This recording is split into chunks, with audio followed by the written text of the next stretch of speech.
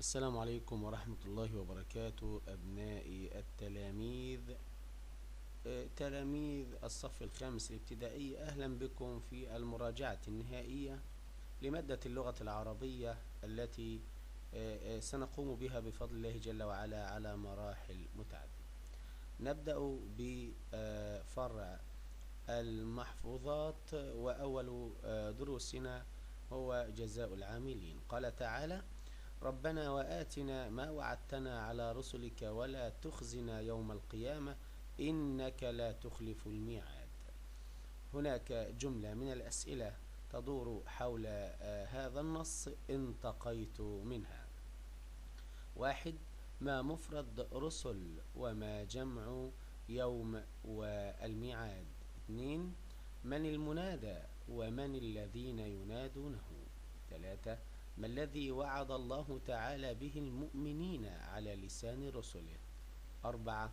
الله تعالى صادق الوعد، من أين تفهم ذلك من الآية الكريمة؟ 5. ما الجمال في قوله تعالى وآتنا ولا تخزنا يوم القيامة؟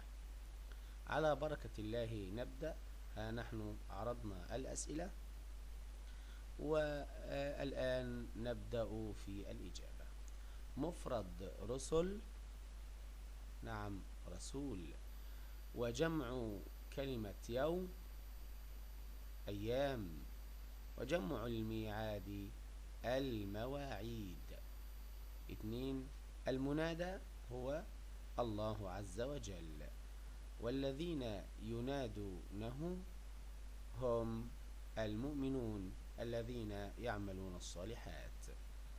الذي وعد الله تعالى به المؤمنين على لسان رسله هو أن يسترهم وألا يفضحهم يوم القيامة، وأن يرزقهم الجنة التي وعدهم بها على ألسنة رسله.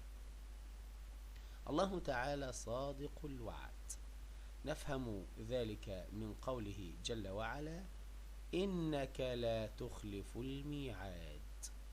أما الجمال في قوله آتنا فهو أسلوب أمر غرضه الدعاء، والجمال في لا تخزنا يوم القيامة فهو أسلوب نهي غرضه الدعاء والتوسل.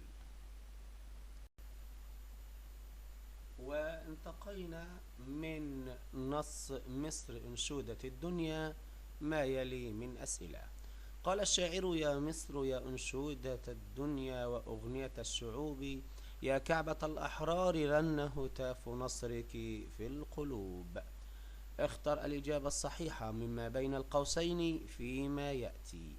معنى رن: ضحك، اقترب، صاح. مفرد الأحرار: الحار، الحر، الحرير. يا كعبة الأحرار أسلوب استفهام، نداء، نهي. بما وصف الشاعر مصر في البيتين؟ ما الجمال في قول الشاعر يا كعبة الأحرار؟ اكتب البيتين التاليين لهذين البيتين. والآن نشرع في الإجابة. معنى رن: صاح. ومفرد الأحرار: الحر. يا كعبة الأحرار أسلوب نداء.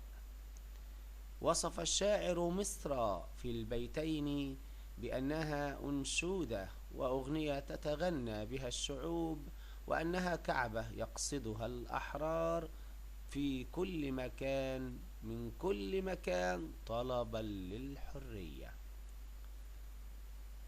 البيتان التاليان لهذين البيتين هما: يا أم أبطال الفنون وأم أبطال الحروب، يا جنة تهتز بالأسرار بين شذا وطيب. ننتقل إلى الجزء التالي. يقول الشاعر: يا أم أبطال الفنون وأم أبطال الحروب، يا جنة تهتز بالأسرار بين شذا وطيب. ألف. أكمل معنى تهتز وجمع جنة. مفرد الأسرار ومضاد جنة. باء. وصف الشاعر مصر في البيتين بصفات عدة، وضح ذلك. جيم. على ما يدل تكرار يا أم أبطال. دال. من قائل هذا النص الذي منه هذان البيتان؟ الإجابة: معنى تهتز تتحرك، وجمع جنة جنات أو جنان. مفرد الأسرار السر، ومضاد جنة نار. وصف الشاعر مصر في البيتين بصفات عدة، أهم هذه الصفات أنها تنجب المتميزين والفائقين في الفنون وفي الحروب، وأنها أيضا كالجنة لما بها من جمال وسحر. تكرار يا أم أبطال يدل على أن مصر مليئة بالأبطال في كل الميادين، وأنها تصويرها هنا بالأم يدل على قيمتها. قائل هذا النص الذي منه هذان البيتان هو الشاعر محمود حسن إسماعيل. وما زلنا موصولين مع نص مصر أنشودة الدنيا. يقول الشاعر: وقصيدة الشرق المطهرة الطيوب، شد الضياء من الظلام ونوري كل الضروب. هات معنى شدي ومفرد الضروب وجمع قصيدة ومضاد الظلام. باء. بما وصف الشاعر مصر في البيت الأول. جيم. ماذا طلب الشاعر من مصر في البيت الثاني؟ هات من أبيات النص ما يتفق مع العبارات الآتية: أنت يا مصر جنة عامرة بالخيرات ومظاهر الجمال. أنت يا مصر أجمل أغنية تغنت بها الدنيا.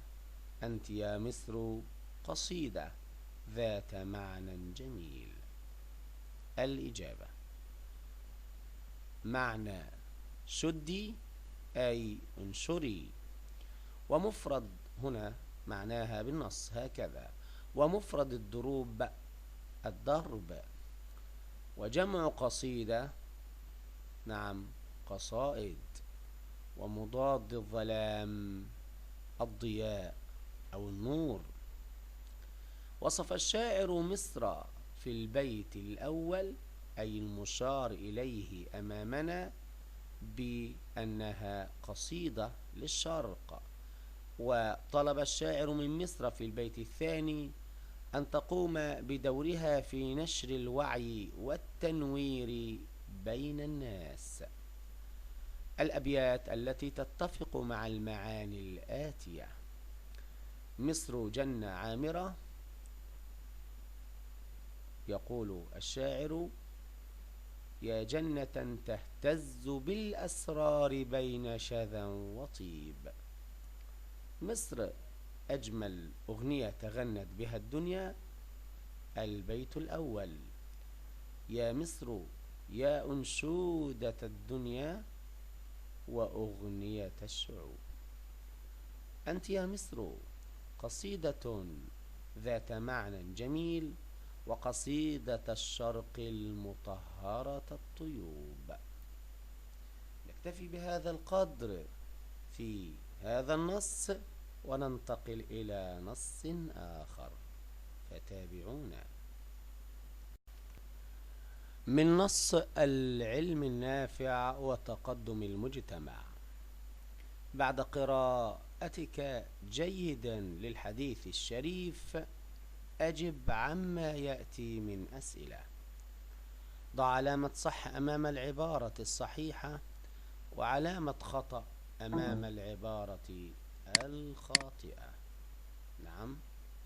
السؤال الأول يقول: الأنبياء يورثون المال. الأنبياء يورثون المال. العلماء ورثة الأنبياء. الأنبياء يورثون العلم. من كان ميراثه من العلم فقد نال أفضل شيء.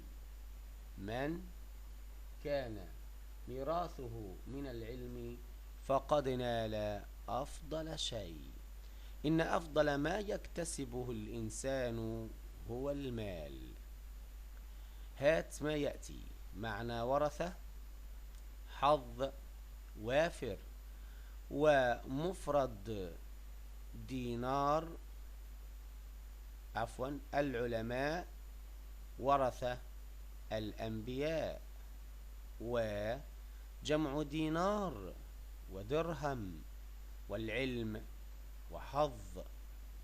هيا بنا أحبابي نجيب على الأسئلة. السؤال الأول: الأنبياء يورثون المال. الإجابة خطأ.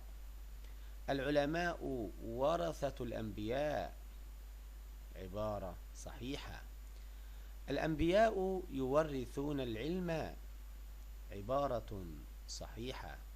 من كان ميراثه من العلم فقد نال أفضل شيء. عبارة صحيحة. إن أفضل ما يكتسبه الإنسان هو المال. عبارة خاطئة. معنى ورثة هي جمع وارث، وهو ما يرثه الوارث عن الموروث من تركة وخلافه. حظ نصيب. وافر كامل. مفرد علماء، العلماء العالم. ومفرد ورثة وارث. ومفرد الأنبياء النبي. جمع دينار دنانير. وجمع درهم دراهم. وجمع العلم العلوم. وجمع حظ حظوظ. تابعونا. عن أبي الدرداء رضي الله عنه أنه قال: سمعت رسول الله صلى الله عليه وسلم يقول: إن العلماء ورثة الأنبياء، وإن الأنبياء لم يورثوا دينارا ولا درهما، وإنما ورثوا العلم، فمن أخذه أخذ بحظ وافر. رواه أبو داود والترمذي. أكمل. معنى ورثة: ومفرد العلماء جمع دينار، ومضاد وافر. من ورثة الأنبياء كما تفهم من الحديث الشريف، وما منزلة العلماء كما تفهم من الحديث الشريف. ولماذا؟ ما العلم المقصود في الحديث الشريف؟ وما الجمال في قول الرسول صلى الله عليه وسلم: العلماء ورثة الأنبياء؟ الإجابة: سبق أن قلنا إن ورثة معناها أنها جمع وارث، وهو من يرث غيره أو يأخذ عنه من تركة سواء كانت مادية أو معنوية. مفرد العلماء العالم. وجمع دينار دنانير. ومضاد وافر. نعلم أن كلمة وافر بمعنى كامل، إذن يكون مضادها نعم ناقص. من ورثة الأنبياء؟ العلماء. وما منزلة العلماء؟ إن منزلة العلماء عظيمة، فمنزلتهم من منزلة الأنبياء. لماذا؟ لأنهم يقومون بدور الأنبياء. نعم، والأنبياء كان دورهم عظيم جدا في نشر العلم النافع وهداية الناس لما فيه الحق والعدل والخير. العلم المقصود في الحديث الشريف هو العلم النافع. أما الجمال في قول الرسول صلى الله عليه وسلم أو العلماء ورثة الأنبياء، فهذا تعبير فيه تعظيم لمكانة العلماء.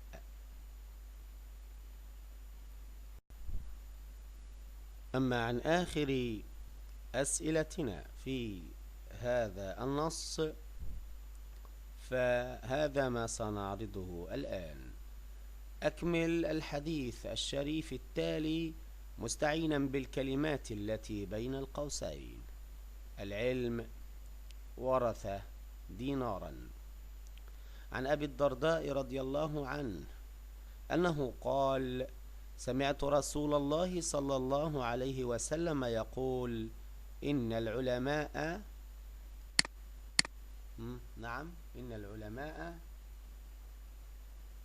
ورثة الأنبياء، وإن الأنبياء لم يورثوا دينارا ولا درهما، وإنما ورثوا العلم، فمن أخذه أخذ بحظ وافر.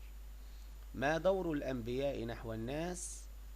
إرشاد الناس وهدايتهم لما ينفعهم، لما فيه الخير لهم ولما يرضي ربهم. ما الجمال في قول رسول الله صلى الله عليه وسلم: إنما ورثوا العلم؟ تعبير يشبه العلم بشيء مادي يورث كالمال والعقارات وخلافه. أخذ بحظ وافر تعبير يبين أن عظمة ومكانة من يكتسب العلم النافع، فهو ذو حظ عظيم.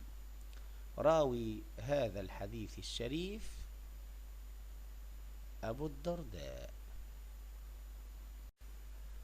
من نص طريق المعالي. بعد قراءتك وفهمك الجيد للنص، تعال معي لنجيب عن هذه الأسئلة.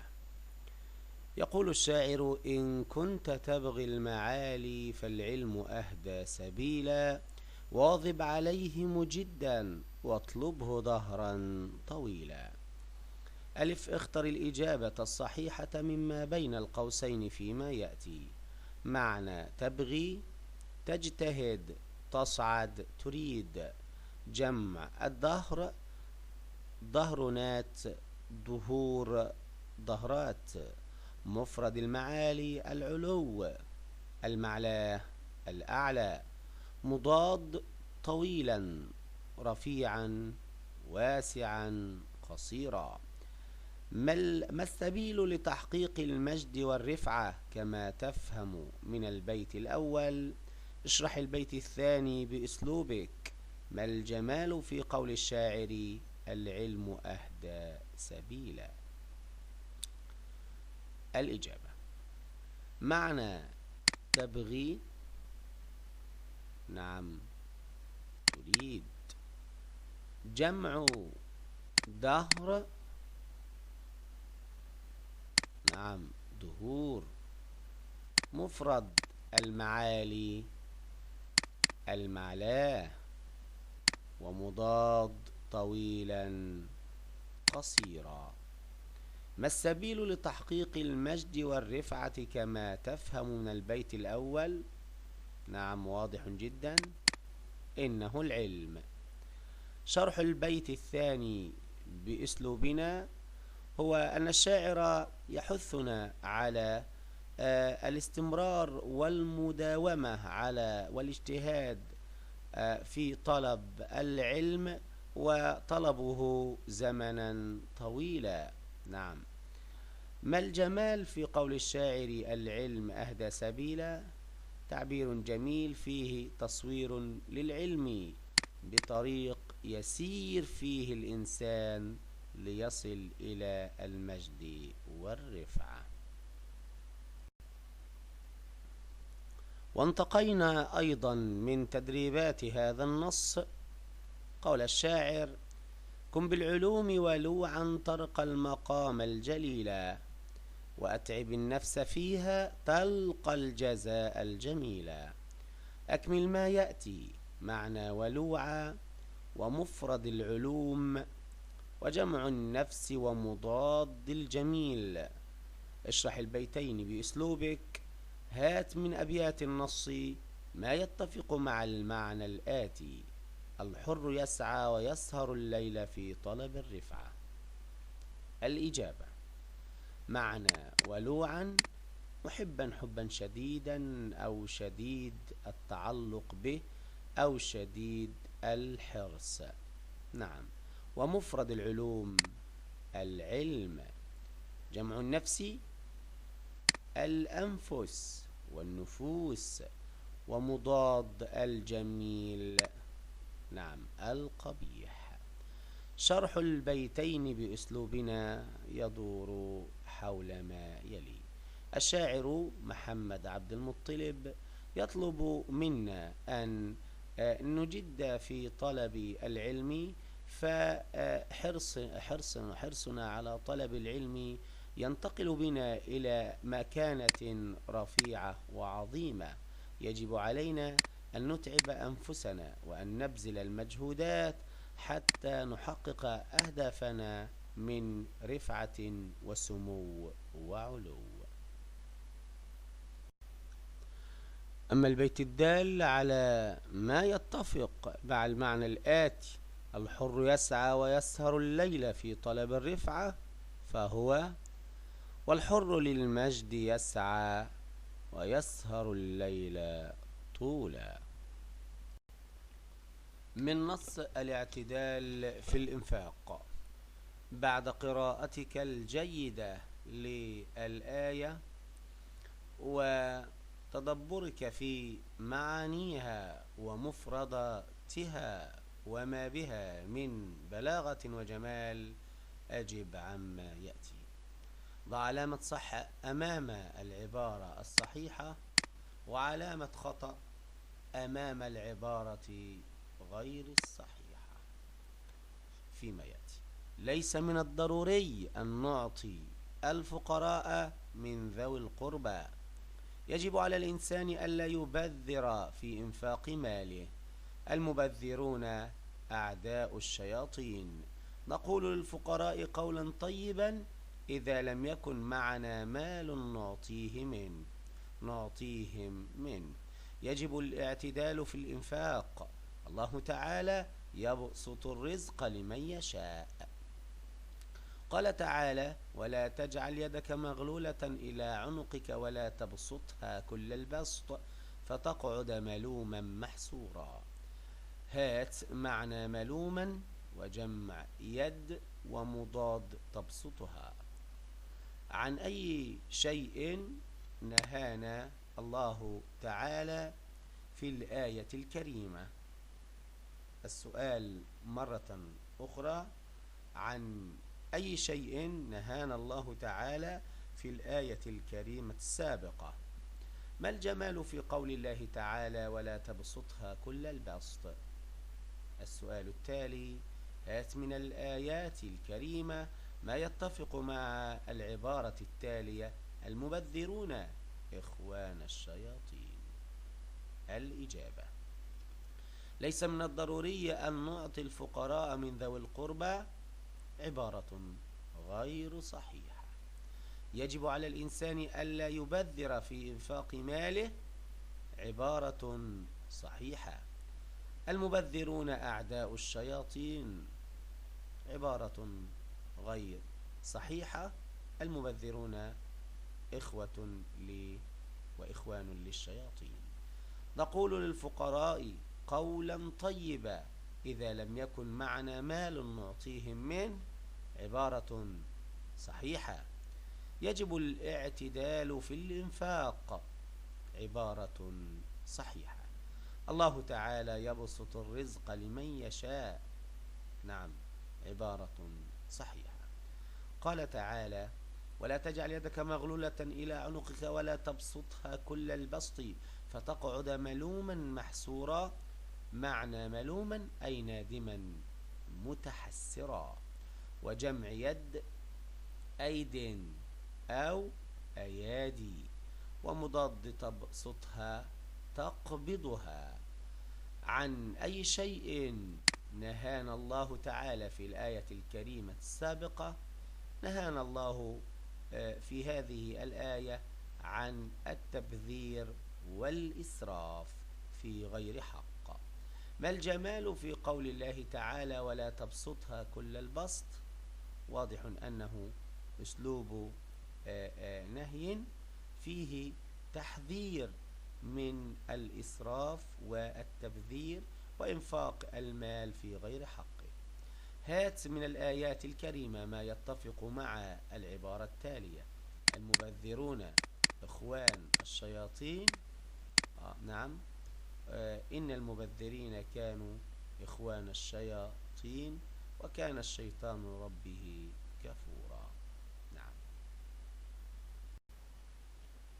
قال الله تعالى: وآتي ذا القربى حقه والمسكين وابن السبيل ولا تبذر تبذيرا. أكمل معنى آتي وجمع المسكين ومضاد تبذر بما أمرنا الله تعالى في الآية الكريمة السابقة. وعن أي شيء نهانا؟ ما الجمال في قول الله تعالى ولا تبذر تبذيرا؟ قال تعالى: إن المبذرين كانوا إخوان الشياطين وكان الشيطان ربه كفورا. هات معنى المبذرين ومفرد إخوان ومضاد كفورا بما شبه الله تعالى المبذرين. الإجابة: معنى آتي أي أعطي، وجمع المسكين المساكين، ومضاد تبذر تعتدل. نعم، تعتدل أو هل هناك من معان أخرى؟ قد تكون تقدر، لأن التبذير ربما يكون الإسراف. نعم، التبذير هو الإسراف وهو المبالغة والزيادة عن الحد، وعكسها يكون التقتير، أن يكون الإنسان شحيحا. وأقرب المعاني لضد أو مقابل تبذر، نعم، تعتدل. بما أمرنا الله تعالى في الآية الكريمة السابقة أن نعطي الفقراء وابن السبيل والأقارب، أن نعطيهم حقوقهم من الصدقات. وعن أي شيء نهانا الله عز وجل عن التبذير كما جاء في نهاية الآية: ولا تبذر تبذيرا. نعم. السؤال التالي: معنى المبذرين المسرفين. ومفرد إخوان أخ، ومضاد كفورا. نعم، هنا شاكرا. هنا المقصود بكفورا أي جاحدا وناكرا لأنعم الله جل وعلا عليه، فمضاد كفورا هنا جاحدا أو ناكرا الفضل. بما شبه الله تعالى المبذرين شبههم بأنهم إخوان للشياطين. من نص التسامح والعفو اخترت لكم هذه الأسئلة. يقول الشاعر: في وسط قنطرة تلاقت ذات يوم نعجتان، بالكبرياء شهيرتان غليظتان عنيدتان. أكمل. معنى تلاقت وجمع يوم، مفرد نعجتان ومضاد الكبرياء. أين تلاقت النعجتان؟ وما الصفات التي وصف الشاعر بها النعجتين؟ ما الجمال في قول الشاعر بالكبرياء شهيرتان؟ الإجابة: معنى تلاقت أي تقابلت، وجمع يوم أيام، مفرد نعجتان نعجة، ومضاد الكبرياء التواضع. أين تلاقت النعجتان؟ وسط قنطرة. ما الصفات التي وصف الشاعر بها النعجتين؟ وصف الشاعر النعجتين بالكبرياء والغلظة والعناد. ما الجمال في قول الشاعر بالكبرياء شهيرتان؟ تعبير جميل يدل على شدة اتصاف النعجتين بالكبرياء والعناد. ويقول الشاعر: واشتد بينهما اللجاج فهاجتا تتدافعان، حتى هوت في لجة اليم الخضم الاثنتان. هات معنى اللجاج ثم أدخله في جملة من تعبيرك. ماذا حدث بين النعجتين كما تفهم من البيت الأول؟ ما نتيجة ما حدث بين النعجتين؟ وما الجمال في قول الشاعر فهاجتا تتدافعان؟ الإجابة: معنى اللجاج الخصام، والجملة متروكة لإنشاء كل طالب، ولكني اخترت جملة اللجاج بين الناس دون سبب يغضب الله عز وجل. ماذا حدث بين النعجتين؟ نعم، اشتد بينهما اللجاج وتدافعتا. نعم، اشتد بينهما اللجاج وأخذت كل منهما تدفع الأخرى. ما نتيجة ما حدث بين النعجتين؟ في البيت الثاني الإجابة: هوت في لجة اليم الخضم الاثنتان فهلكتا وغرقتا. ما الجمال في قول الشاعر فهاجتا تتدافعان؟ تعبير جميل يبين سوء تصرف النعجتين.